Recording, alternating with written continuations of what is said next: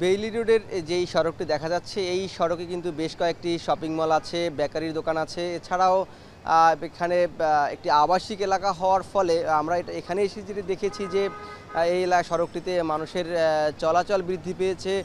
যেহেতু চলমান একটি কারফিউ চলছে এবং সেই কারফিউর মধ্যে আজকে সকাল 10টা থেকে বিকেল 5টা পর্যন্ত একটি শিথিলতা দেওয়া হয়েছে এবং এই শিথিলতার মধ্যে বেলা 10টা থেকে বিকেল 4টা পর্যন্ত যে দোকানপাট এবং শপিং মলগুলো আছে সেগুলো খুলে দেওয়ার কথা বলা হয়েছে।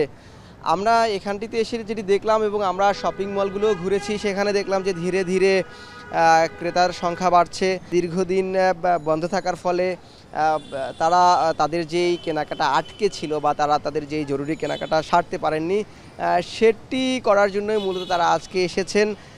এবং বিক্রেতারা যেটি বলছেন যে যেহেতু আজকেই প্রথম দিন এই শপিং মলগুলো খুলে দিয়েছে, দোকানপাটগুলোও খুলে দিয়েছে, ধীরে ধীরে যে ক্রেতা সেটি আসা শুরু করেছেন এবং 2-1 দিনের মধ্যেই সেটি স্বাভাবিক হয়ে যাবে এবং তাদের বিক্রির পরিমাণও বেড়ে যাবে।